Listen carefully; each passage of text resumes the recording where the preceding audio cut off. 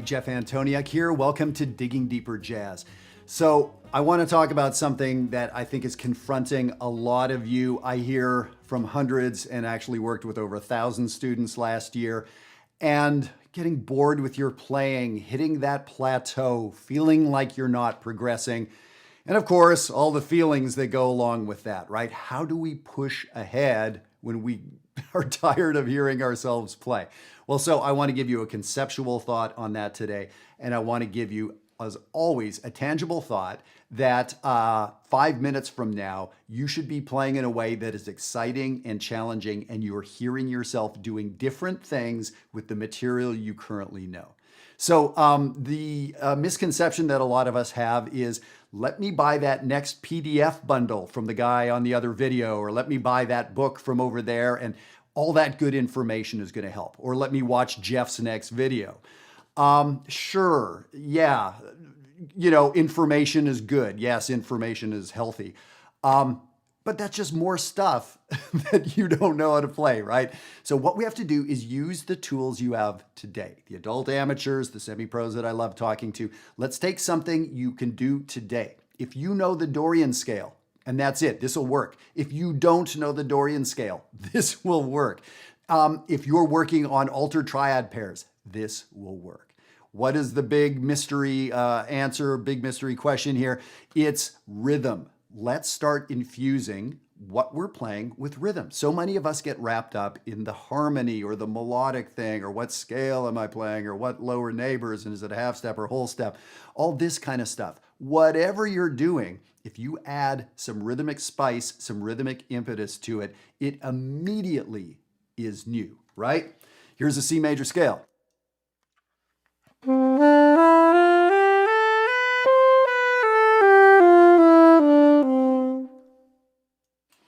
And here is a C major scale.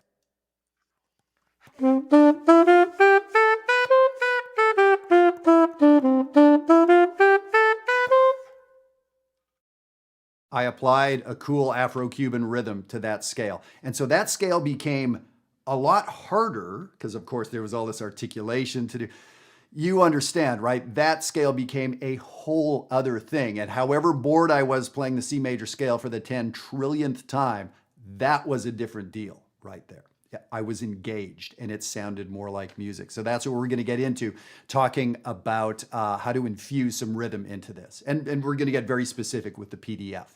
Okay, before we go any further, first of all, I want to remind you, Digging Deeper is now a podcast. So subscribe to the podcast, and these videos, you can hear them in podcast form going all the way back, 190 some videos. So please do that. So the next thing is, that I've been running jazzwire.net for over 2 years now. Hundreds of adult musicians like you. So here's my question. Why aren't you specifically asking me about Jazzwire? I really do want to know the answer to that question. So I'm wondering if you think that it's too hard, if it's too far above you. The answer is, we have novices coming in who are just learning what a Dorian scale is, or how to play chord tones. So the answer is, wherever you're at, there's probably a place for you. Do you think you're more advanced than that? Well, we have semi-pros who are out playing gigs and making recordings, working inside Jazzwire. So I'd love to know if that's kind of what it is. Is it nerve-wracking, or feels like it's putting yourself out there? Is it sort of a scary thing? Does it feel like a big commitment? I would love to know the answer to those questions. So send me an email to diggingdeeperjazz@gmail.com, or just leave a comment. I would love to know, but this could be personal, right? I would love to know for you. That helps me create something that speaks to you better, and maybe it'll speak to you personally, but that would be helpful. 6,000 or 8,000 of you are going to watch this video. I'd love for 10% of you to write me. I would love to have 600 emails telling me about your experience and where you're at and what's holding you back from really moving ahead. Okay, let's look at this handout. And what you see here are a bunch of rhythms, right? And these rhythms I didn't invent. So that's the thing. When someone says play rhythmically, a good question is, what is that? I am using rhythms. What do you mean play rhythmically? In a sense, that's pretty terrible teaching, play rhythmically. Well, what's the next step? So what I did is wrote down the rhythms from some classic jazz tunes. So the very first one here, item number 1, is from a really cool Blue Mitchell tune called Fungi Mama. Sounds like this.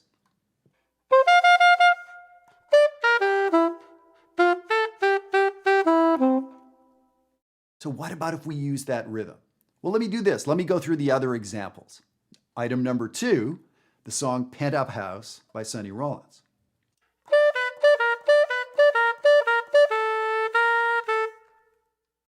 So some of you know there's a little pickup in there. I didn't want to make it that complicated. I left out the pickup and left that cool little cross rhythm in there. How about the third example?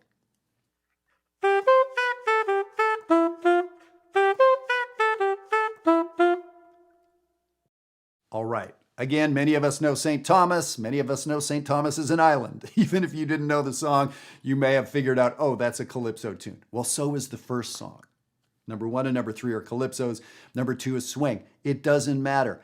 Get a rhythm from anywhere. You don't have to run out and buy a snare drum book. Flip open your fake book, your real book, whatever. Classical piano book. First measure or 2, that's your rhythm. And now the thing is, and what I'm going to do for you here is show you what to actually do with this. So what I'm doing, the last example on the sheet, number 4, are the first 2 measures, but it's actually the first 4 measures of the song Black Orpheus, or Magna de Carnaval. This is a song we're doing in the green community in Jazzwire this week. And so it's a very simple minor vamp. Even if you don't know what those chords are, you just play A minor. If you know A Dorian, great. If you know A harmonic minor, great. If you know the blues scale, if you know minor pentatonic, if you know the note E, let's call it, or the note A, great. That'll work. Now you use these rhythms. What I'm going to do is set that vamp going, and I'm going to play that Fungi Mama example, and I'm just going to be using minor pentatonic notes. So maybe for 4 measures, I'll just sort of improvise with A minor pentatonic, and then what I'm going to do is use that rhythm a little bit. And simply what am I going to do is I'm going to try to play that rhythm using notes from this pentatonic scale. It's going to be that simple.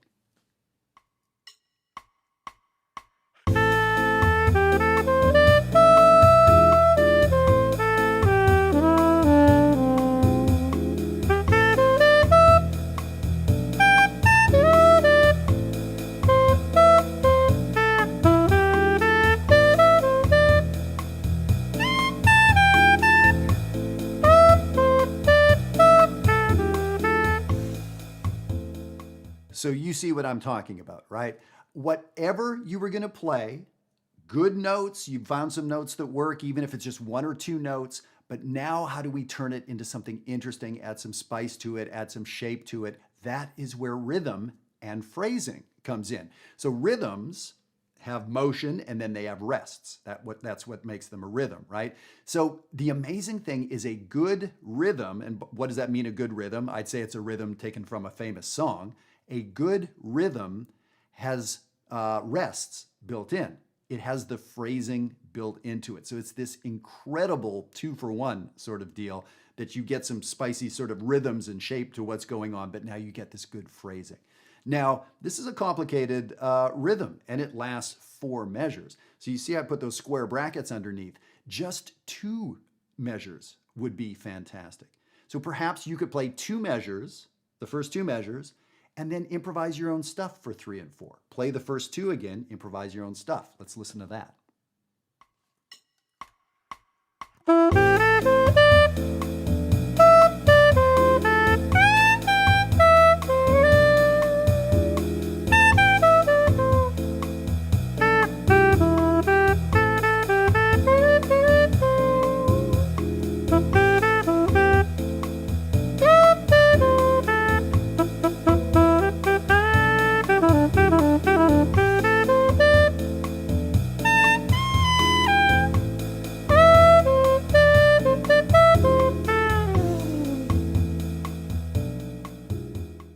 It seems like almost nothing, right? It seems too good to be true. It seems so simple. Here's the thing. When is the last time you've tried this? The answer is either never or 100 years ago, right? So yes, sometimes the simplest stuff, the most powerful stuff, is the most easy thing to overlook. Give this a try. I know it would be easier to go, yeah, okay, got it with the rhythm, yeah, next. You can do that.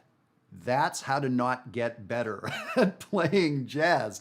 What you need to do is subscribe to one thing. What is the name of this series? It's called Digging Deeper. Take an idea and dig, dig, dig, dig. You're going to get bored of this after about 16 measures. Is that when you stop and go on to number 2?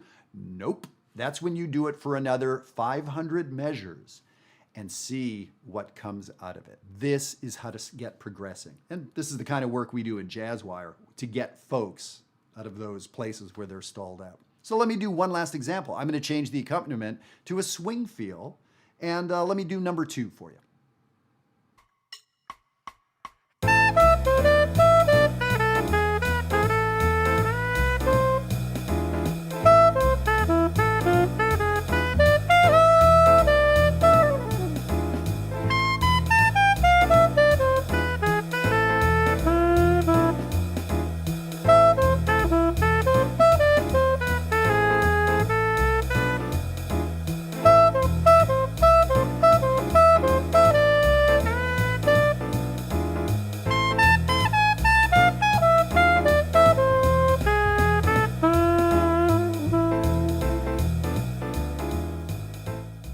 I have to give credit to Emily from the Blue community in JazzWire. She came on a couple weeks ago and she was saying, it's like, I'm just a little tired of myself today. A post she was doing and said, I'm just gonna, I'm gonna spice it up rhythmically. I need to throw a wrench in the works in a good way. And her playing sounded so new and so fresh that day. And that got me thinking like, wow, what a great way to go. Emily, thank you for the great idea. So give it a try. All right, everybody, send me an email. I wanna let you know where you're stuck and why you're stuck. What is keeping you from moving on? What is keeping you from asking for help? Think about what you do for a living. Think about whatever challenges you've had in your life. The ones where you got ahead and probably moved quicker are those moments when you asked for help. You were sick, maybe you called a doctor, right? Or you needed some advice, you called a friend, right? So think about those moments and what is holding you back at this point, if you are indeed held back. Perhaps you have a great teacher. Good for you. I'd love to hear about it. Have a great week, everybody. And don't be bored with your plan. We can fix that.